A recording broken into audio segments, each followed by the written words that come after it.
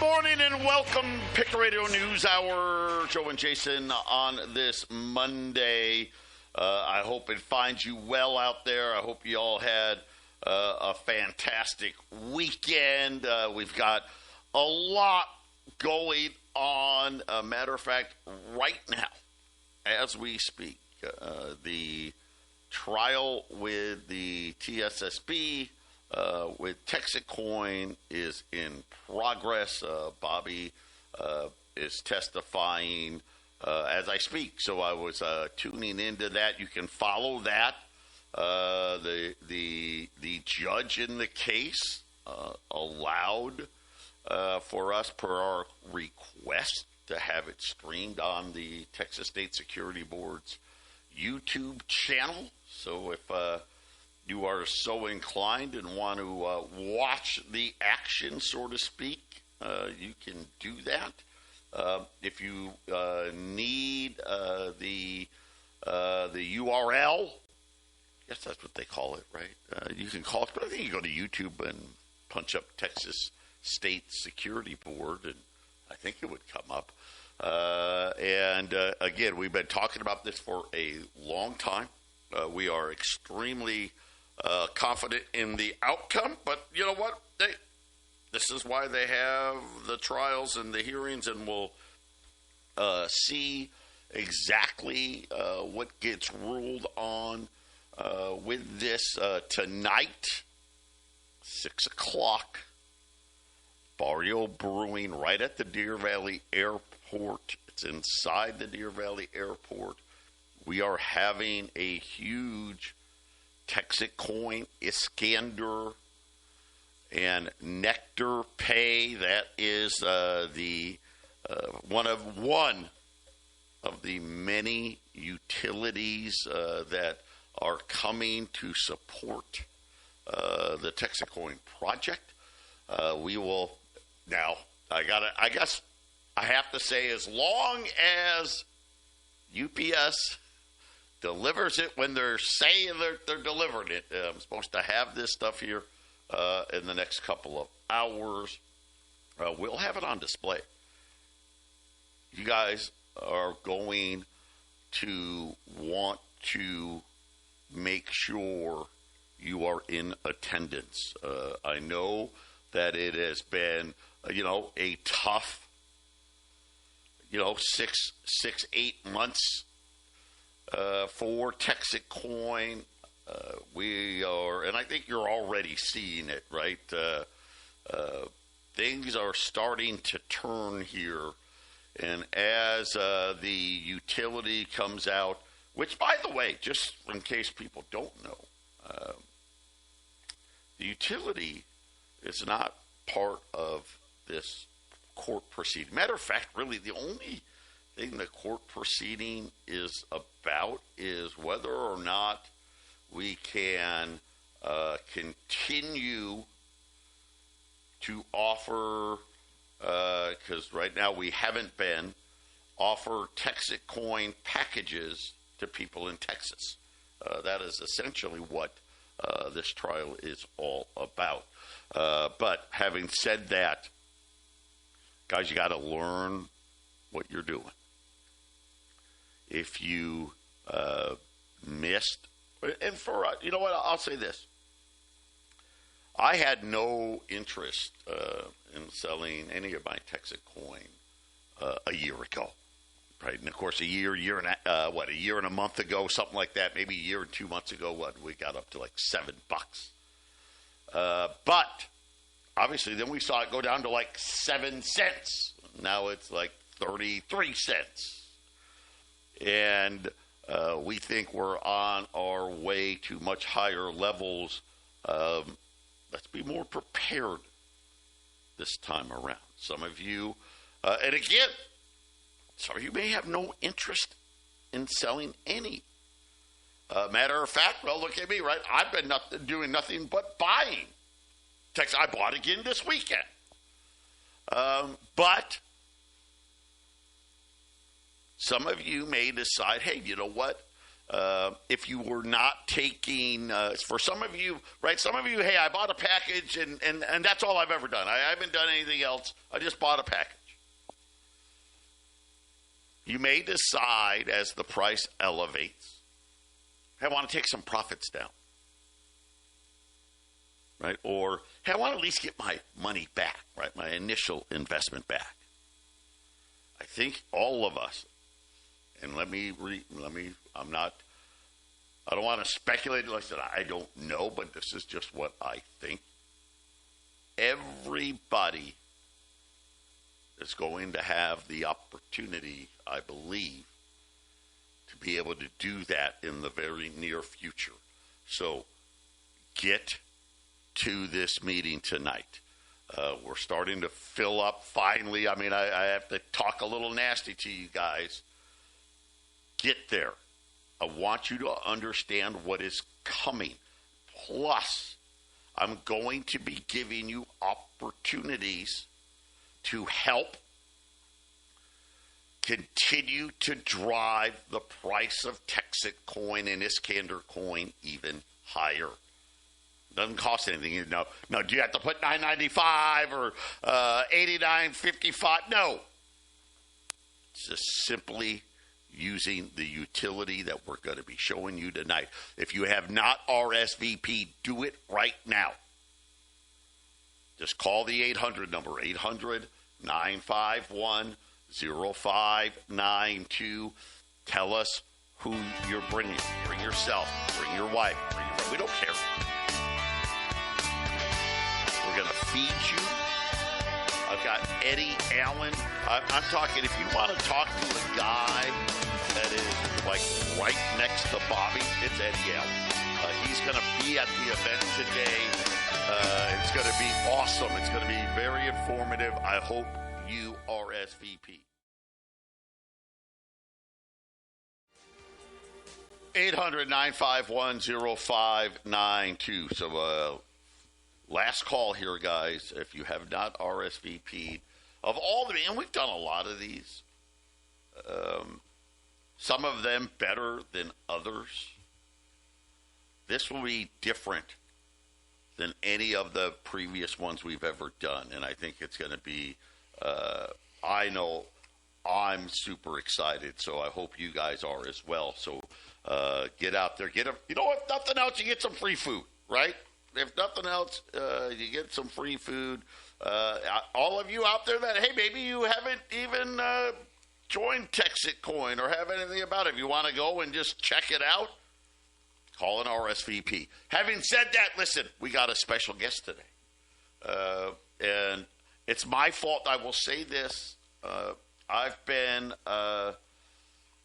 derelict in my duties and keep forgetting to reach out to JR. And, you know, and he's asked me a bunch of times, Joe, let's just schedule a day. Like, pick a day and I'll just come on.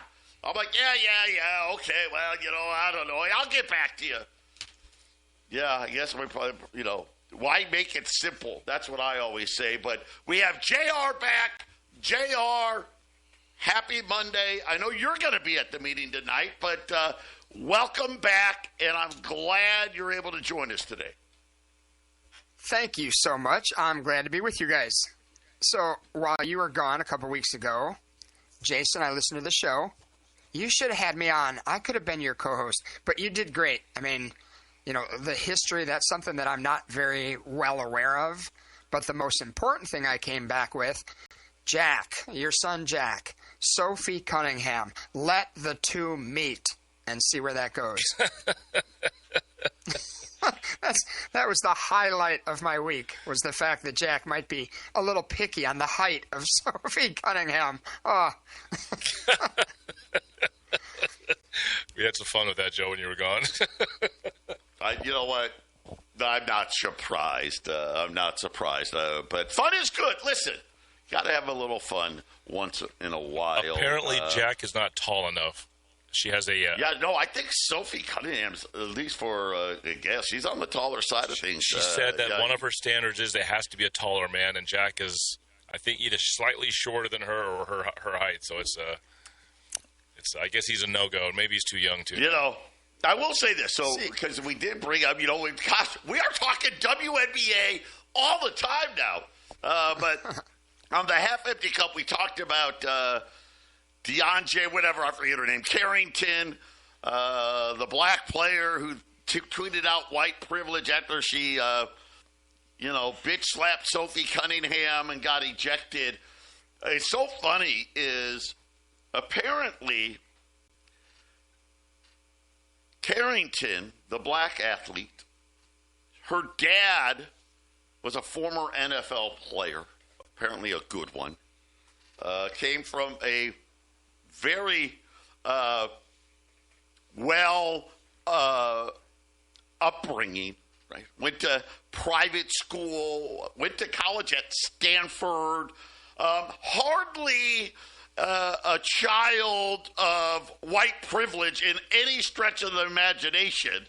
And Sophie Cunningham, her parents struggled. She had to work jobs, on a farm and somewhere in like Missouri.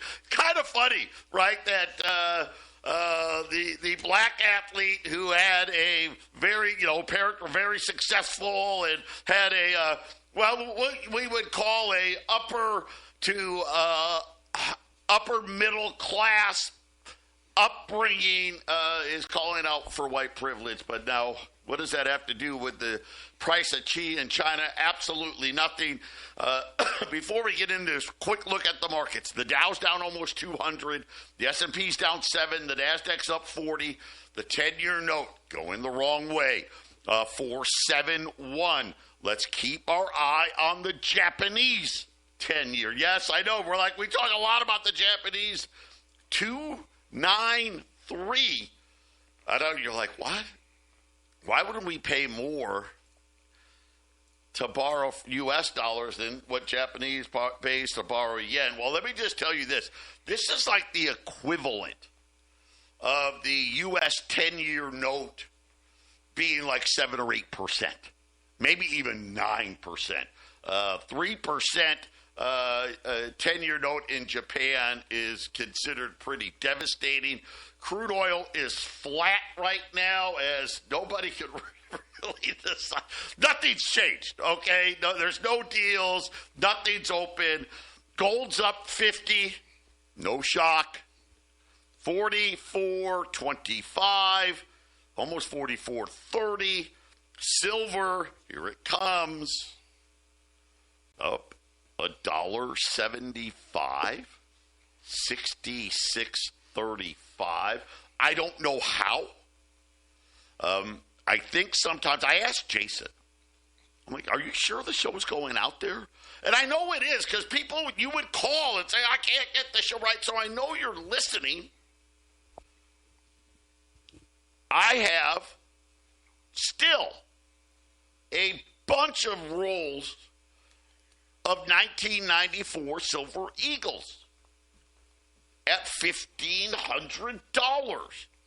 And I'm sitting here, and I you know what, I was watching Bobby on the stand, so I didn't see that silver. Gold and silver were up, but gold was like $10. Silver was up like 50 cents.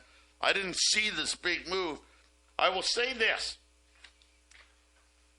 That will be less than a regular roll of Silver Eagles when I change the price, because I got to change the price now. So $1,500. Well, listen, I never said I was the smartest gold dealer in the world. I may be the dumbest. But yes, 1994 Silver Eagles. Jason and I, we told, listen, the websites that had them wanted $129 a coin.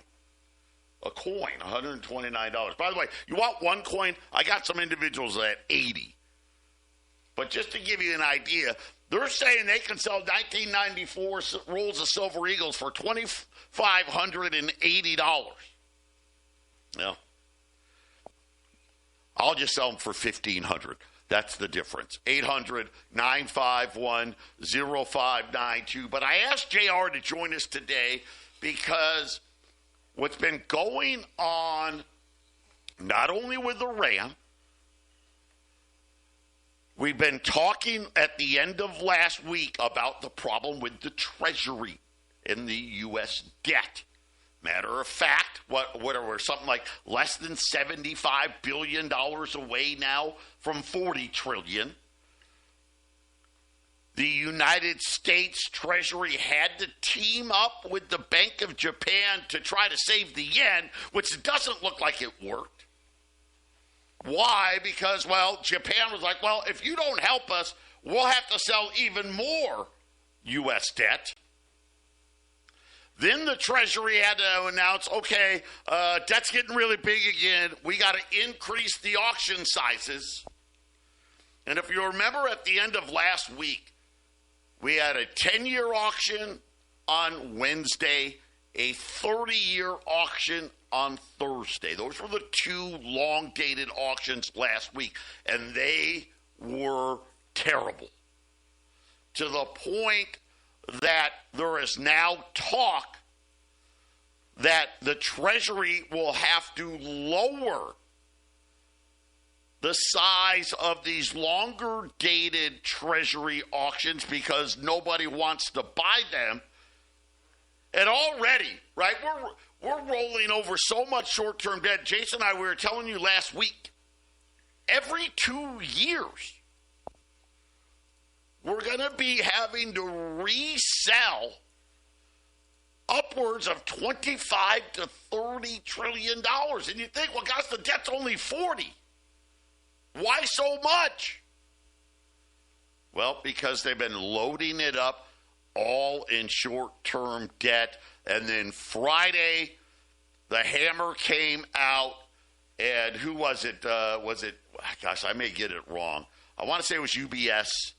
Could have been Deutsche. Maybe it was Deutsche Bank. Came out and said they are going to be the first non-Chinese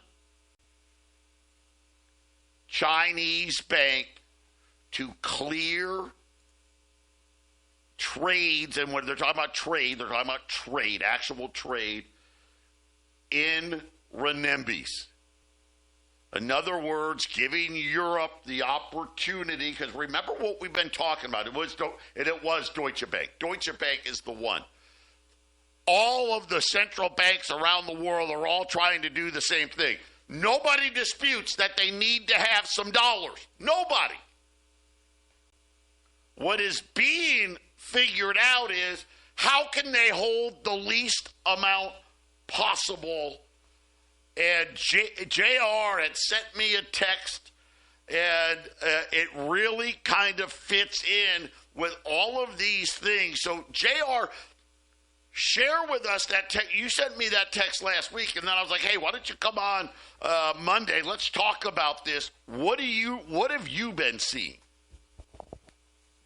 Well, everything going on. I mean, I've been saying I think there's an end game. I think that, we're going to have a reset. It seems to me like even though we can play games here, we can print all the money we want, we can keep this going. Yeah, I mean, you're right. It's within days now that we're going to tip over $40 trillion in our debt. So does that matter? I don't know. If it was 100, if it was 50, if it was 40, I don't know. But the rest of the world is tired of us. They have been for a long time. So I read this article last week. It was on August 13th. From a publication called the End Time Headlines, the title being Iran looks to ramp up with economic alliance with BRICS nations as war with U.S. drags on. So Iran has already joined the BRICS consortium. So they're already in the BRICS nations. Now what they're doing is they're joining a bank. There's a thing called the New Development Bank. And this is basically... they're getting rid of the SWIFT system. They're getting ready to not need the U.S. dollars. So when you talk about I want to stop you right every there, nation, because that's a really great point. Deutsche Bank made clear that this would be through the Chinese version of SWIFT, and that they would not be using what I would call the United States version of cross-border trade, which is SWIFT. So this is starting to really get legs now. It was one thing for Chinese banks to do it. It's a too separate things when they create a bank for it and then get a bank such as Deutsche Bank to say, yeah, we'll be first in doing it. Yes. So it's definitely global. I mean, the common thread is they want the United States out of it. You know, we've talked about Enbridge. We've talked about the unit. You know, this has been going on for years. I think we're getting closer to an actual time that things are going to change around the world. And what do you think is, I mean, do you agree, you know, because I've been saying for a while now, hey, listen, nobody's saying we don't want to have any, okay, you know, Iran, Russia, there's a few countries, right, that say, yeah, we don't want dollars at all. But the vast majority of the countries out there are, at least in my mind, saying, hey, you know what? We just want something where we can hold less, right? And at the same time, as you talked about, any day now, we're going to break 40 trillion. And the sad part is, you know, before 2035 rolls around, JR, we're probably going to be talking 80 trillion. And yet the rest of the world is trying to figure out a way to buy even less U.S. debt. When we get back, I want to hear your thoughts about the ramifications of all that. 800-951-0592. Again, a big meeting tonight here in Phoenix. Texicoin, Iscandercoin, and then Nectar Pay, one of our major Layer 2 verticals, is going to be out there. If you guys are struggling with your wallets, and by the way, I will say this too, there's another reason to come. Brand new wallets are going to be here in about a month. You will be able to order those today at the meeting. For everybody else, I'll announce it probably tomorrow or the next day, where you go to order. And these new wallets will hold everything. Texicoin, Iscandercoin, Bitcoin, Ethereum, and this and that, and blah, blah, blah, crypto pop, and everything from under the sun, it seems like. So that is coming. But if you have questions, if you just want to hang out, come at 5:30. Let's have a cocktail. I'll introduce you guys to Eddie. Well, the girls will be here. We want to get all your questions answered. Just RSVP if you can by calling here at the station. We're trying to make it to where I've got enough extra foods for like 10 more people. So if you weren't able to RSVP, come anyway. And it's right there, right inside the Deer Valley. So Deer Valley and 7th, go right into the parking lot. It's actually inside of the Deer Valley Airport, Barrio Brewing. And then again, remember, I've got these Silver Eagles that you know what? I know for a fact I can sell these back to the wholesalers and get more than $1,500 for them. I know it. I want you to have them. That's the thing. Wholesale has the ability to find the customers that want these rolls that have the older years. They, for better or for worse, the Silver Eagle program is now a collectible coin in some realms. I still view it as a bullion coin, but these years, there's less of them, and there are people that want those older years, and you know, you can buy it for the same price as a regular Silver Eagle, or you can just pass. But maybe if you can have Silver Eagles, why not have these?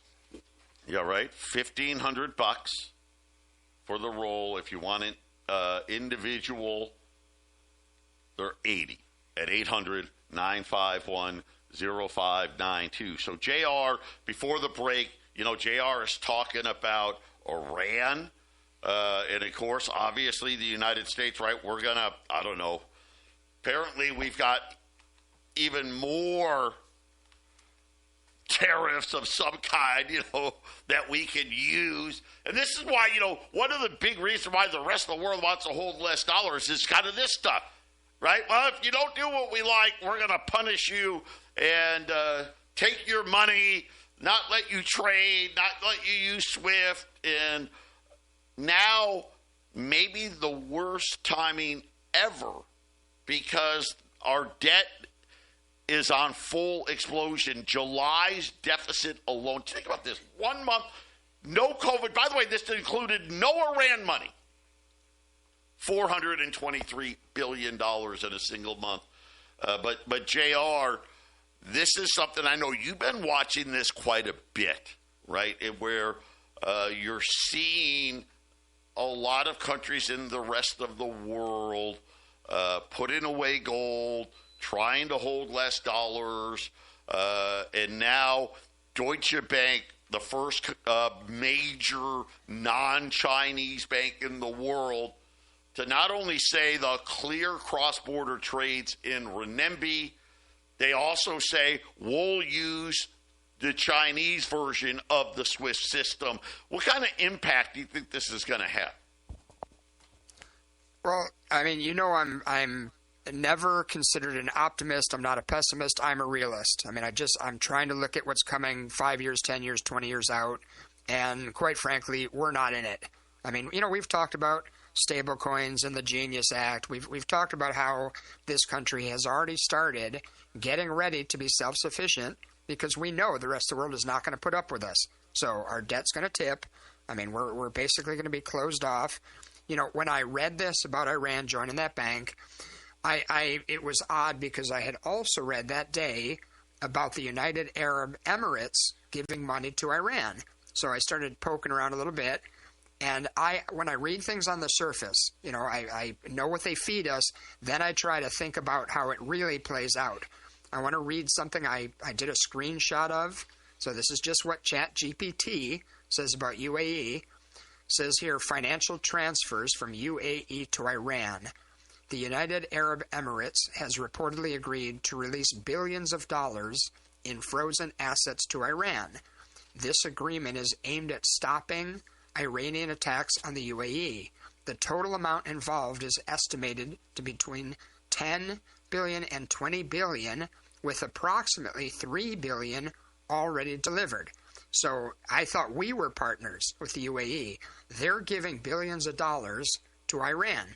So in order for Iran to stop attacking them, that's great. What if this is another step that goes around the United States? What if this is another step to have Iran get strengthened economically as they're beefing up their role in the BRICS nations, and once again, we're not in it? Interesting.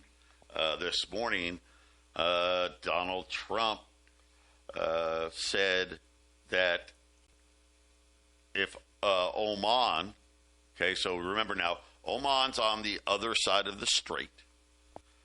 They've been now working with the Iranians on fees, right? So I think the Iranians are in charge of the ships going in. Oman's supposed to be in charge of the ships going out. This morning, President Trump warned he's going to bomb the SHI you-know-what out of them if they continue to work with the Iranians. So this kind of just, right? I mean, this is the pattern where even our quote-unquote allies in this region are kind of now saying, hey, you know what? You guys look like you're going to take your ball and go home. We're all ready to cut deals with Iran. Yes.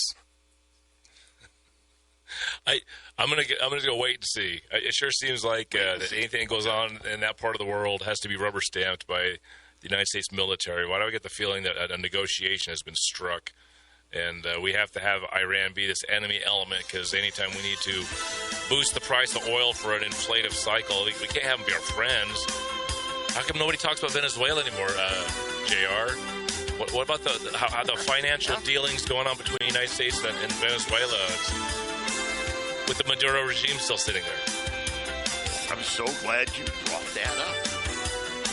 Venezuela over the weekend said, hey, time to give us our gold back. 800-951-0592. And again, remember, tonight, 6 o'clock, Texan Iskander Nectar Pay. And I'm sure that the talk of it will be about the hearing that's going on right now. Very biased opinions out there on how poorly the state is doing, but we didn't expect much from them. Anyway, U.S. Silver Eagles, guys, I can tell you again, I have every single line available. Colorado. Rolls of 1994 Silver Eagles. Let's just call it, I don't know, let's be kind. Okay, I know they want $129 coin. Let's call it, they're $100. I'm going to give them to you for $75. I can't even sell a regular Silver Eagle today for, well, I could. I don't want to. Right? You know, last week I was telling you, hey, listen, it's $5 more. Now I'm telling you what, $5 less. 800-951-0592. So Jason's like, and I agree, right? This paralyzing thing with Iran, keeping oil prices elevated. You know, checking in on oil. Oil's, well, it's up a little bit now, but still mid-80s. Now, you're like, well, God, that's not horrible. I mean, mid-80s means $4.50 gas in Arizona. We were on our way to like mid-40s. Couldn't have that. We talked about, hey, they already know, okay, the avalanche of debt is going to show up here. Like the August, September, October, November, December, the monthly deficits are going to be enormous. August will be a little better because the way the calendar fell made July a little worse. But August is still going to be huge, huge. The question will be, how close to $42 trillion do we get by the end of this year? And think about it. Up until that horrible July number came out, we weren't even quite at $39 trillion yet. 2 weeks ago, we were like, well, it's almost $39 trillion. Now we're like, well, guess what? Any day now it's going to be 40. That's how fast it went. We see these auctions. And guys, it's not just us, right? JR, these look at the UK. The UK 10-year above 5%, almost 5.1. Right? Japan, we're talking about 3%. You know, for a while, Japan had negative interest rates. That's how insane these markets are. And we're talking about, you know, is there a way? What's the way out? And again, we told you, they only have one way, more debt. Now, the lip service we've gotten from the Trump administration is we're going to grow our way out of the problem. In other words, here's their logic, okay? If the deficit grows, and let's just say $2.5 trillion, we want GDP to have grown more than the $2.5 trillion, right? Here's the thing. How about you know what? This will make it easier. Let's go to $3 trillion because that's probably what it's going to be next year. $3 trillion. Okay, debt's $3 trillion. They're trying to convince you. Oh, well, we can grow faster than that. Do you know? For GDP to grow more than $3 trillion in a single year, you're talking about a GDP of near 10%. Do you know right now, so far for this year, GDP is 2%? JR, I mean, it's an idiotic statement, but yet they say it all the time, and then they use the cheerleading channels to tell you that it can be done, which obviously, if that could be done, we would already have an $80 trillion deficit, right? Because, well, it doesn't matter. We got a $100 trillion economy. I mean, it's almost idiotic in what it is that they're saying to us. And the funny part is they get the media to tell you that there's somehow a way to do it. Well, and don't you think part of this, our nation, we're so dumbed down? I mean, I can't even imagine that people believe what they hear anymore. I mean, our country is struggling. You know, on my show, we talk a lot about current events and how they're going to affect your future. So we're talking a lot about flock cameras, robotics, data centers, AI.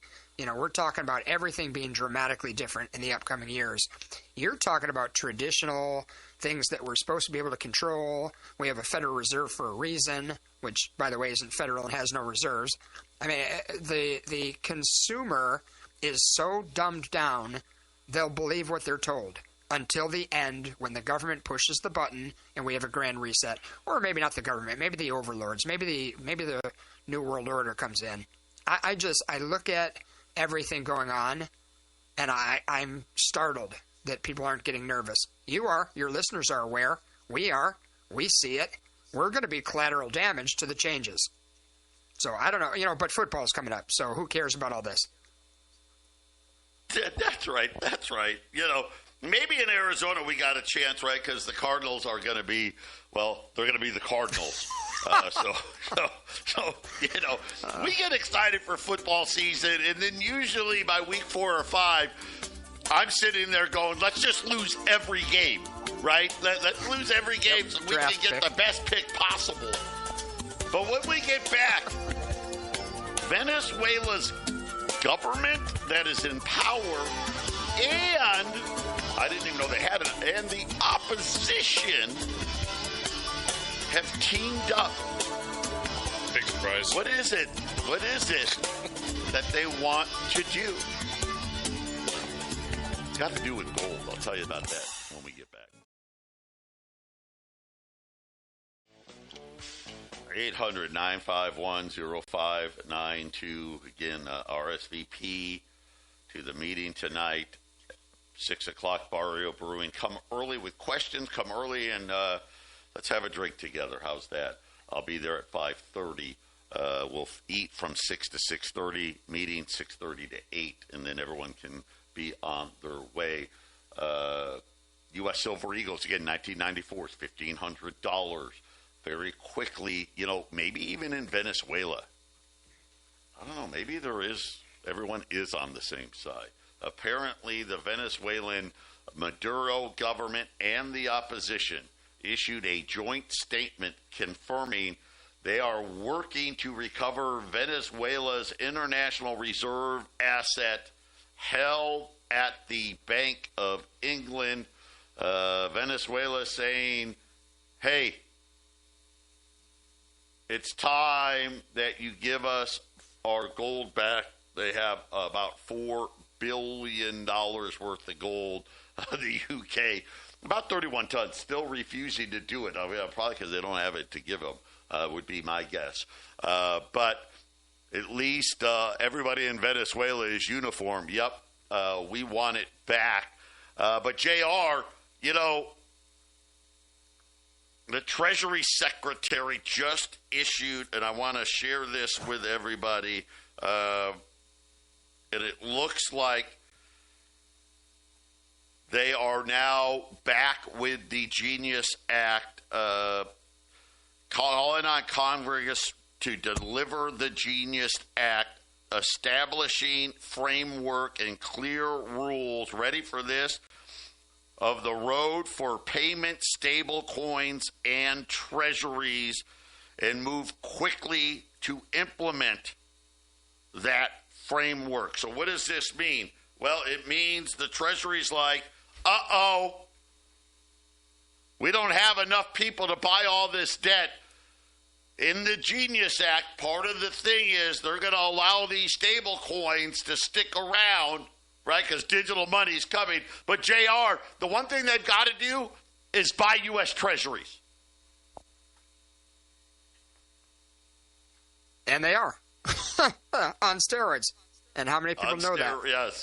Yes. Well, and so now Tether, you got to remember, now Tether is the stable coin kind of for everything, but it's still got a dollar stable coin. But most of the world uses Tether. Here in the U.S., we use Circle, USDC. Tether has agreed that they won't have gold as part of their U.S. Treasury stable dollar, but they're going to use gold everywhere else. But again, I guess, guys, are they going to get stable coins to buy $40 trillion worth of U.S. debt? Because that's what we're going to do here in the next 8 to 10 years. I know they can take some of it, Jason, but yeah, I don't know exactly how much they're going to be able to do. That's why cryptos are going to be an interesting space to be in for a while, and I don't think it ends well, but that doesn't mean it's going to be a place to avoid in the next months and years to come. So that's why we kind of dipped our toe in, because you know what? I don't make the rules, but if I find a strategy, I should go for it. Yeah, absolutely. 800-951-0592. JR, thank you so much. We didn't even get to JR and his other money show. But JR, really quickly, can you come back next Monday? Sure. I'll make a point of it. There you go. By the way, another money show. Another money show. That's how you find JR. They're all over the social medias. God bless everybody. Jason and I, more coming